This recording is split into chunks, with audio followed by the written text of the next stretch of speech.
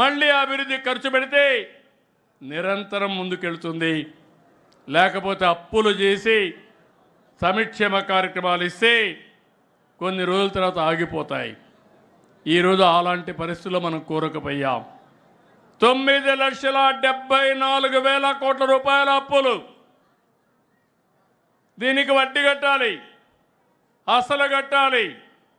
అభివృద్ధి ఆగిపోయే పరిస్థితి వచ్చింది.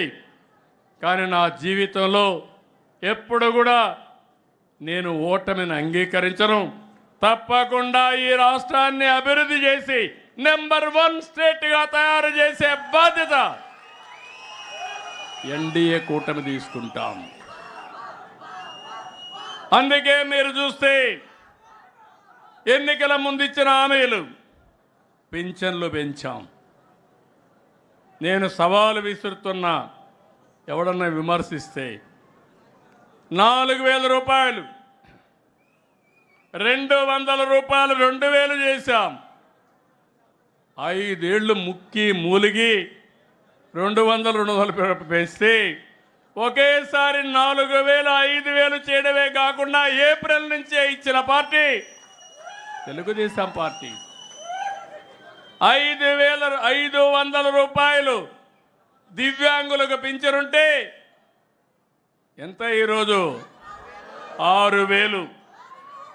ఎవరు చేశారని అడుగుతున్నా. డయాలిసిస్ చేసుకునే వ్యక్తులుంటే 10,000 రూపాయలు ఇస్తున్నాం. బెడ్కే పరిమితమయ్యి వాళ్ళకి ఎవరన్నా ఒకరు చూసుకోవాల్సి వస్తే ఆ ఇంటికి భారం కాకుండా 15,000 రూపాయలు ఇచ్చే ఏకైక పార్టీ మానవత్వంతో పనిచేసిన ప్రభుత్వం ఎన్డీఏ ప్రభుత్వం. ఈ విషయాలు మీరు గుర్తుపెట్టుకోవాలి. ఈరోజు ఒక్క పింఛన్ల కార్యక్రమానికి 33,000 కోట్ల రూపాయలు సంవత్సరానికి ఖర్చు పెట్టి మొదటి తారీఖు వస్తే ఏది లేకపోయినా పర్వాలేదు, మొట్టమొదటిసారి నా మీద ఆధారపడ్డ ఈ యొక్క వృద్ధులకి వికలాంగులకి పింఛన్లు ఇవ్వాలని కుటుంబ పెద్దగా ముందు వాళ్లకు పంపించిన తర్వాతనే వేరే కార్యక్రమం చేస్తున్నా. అది కూడా మామూలుగా కాదు, మీరు గుర్తుపెట్టుకోవాలి.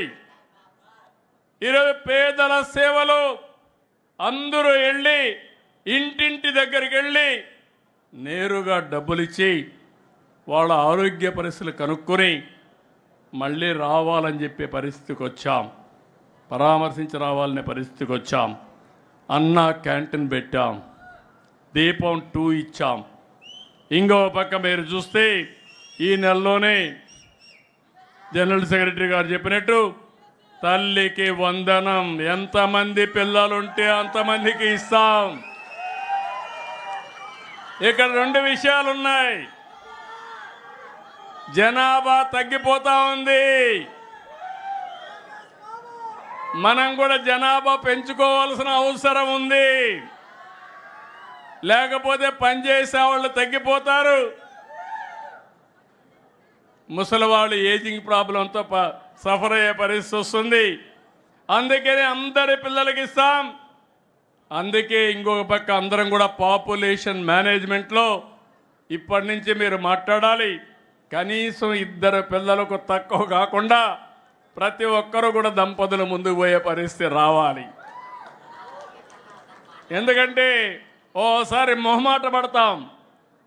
నేను ఎప్పుడు 95లో break silence talk about AIDS అన్నా. ఎందుకన్నాను? ఎయిడ్స్ అనేది ఒక ప్రమాదకరమైన సమస్య. ఎయిడ్స్ కానీ స్ప్రెడ్ అయితే సమాజంలో చాలా ప్రాబ్లమ్స్ వస్తాయని తల్లిదండ్రుల్ని పిల్లలతో సెక్స్ విషయాలు మాట్లాడమని మీకు ఆ రోజు చెప్పాను. ఇప్పుడు తల్లిదండ్రులు చేయాల్సింది, ఎవరైనా 2 కంటే తక్కువ మంది పిల్లలుంటే గట్టిగా చెప్పాలి. మేము కూడా నీ మార్గ అనుకుంటే నువ్వు వచ్చేవాడుగా అని చెప్పి అడగాలి. అప్పుడే ఈరోజు గుర్తింపు వస్తుంది. ఇది మనందరి సామాజిక బాధ్యత. సమాజంలో ఇది ఉండాలంటే తప్పదని చెప్పి కూడా నేను మీకు తెలియజేస్తున్నా. అన్నదాతకి ఇవ్వాల్సిన డబ్బుల్ని మళ్ళీ వాళ్ళకు కూడా ఇస్తున్నాం. 3 ఇన్స్టాల్మెంట్స్లో ఇస్తాం. మే నుంచే ప్రారంభిస్తాం. మత్స్యకారులకు 20,000 ఇస్తాం. అదే మాదిరిగా ఏదైతే డిఎస్సి ఉందో తొందరలోనే 1-2 రోజుల్లోనే డిఎస్సి కూడా పిలుస్తాం. మళ్ళీ కొత్త టీచర్లతో కొత్త కళతో స్కూల్స్ అన్నీ కూడా రీఓపెన్ చేస్తామని చెప్పి కూడా నేను మీకు తెలియజేస్తున్నా. అయితే మనం ఇవన్నీ కూడా ప్రజలకు ఇచ్చిన హామీలు నెరవేరుస్తాం. ఎందుకంటే మన దగ్గర డబ్బులుండి కాదు, ఆ విషయం కూడా కార్యకర్తలు గుర్తుపెట్టుకోవాలి, ప్రజలు గుర్తుపెట్టుకోవాలి. ఇబ్బందులు ఉన్నాయి, మన ఊహించిన దానికంటే ఇబ్బందులు ఎక్కువగా ఉన్నాయి. నేను 4వసారి ముఖ్యమంత్రిని. 3 సార్లు నాకు ఎప్పుడు ఇన్ని ఇబ్బందులు రాలేదు. అన్ని ఇబ్బందులు ఉన్నాయి. కానీ ఒక పక్క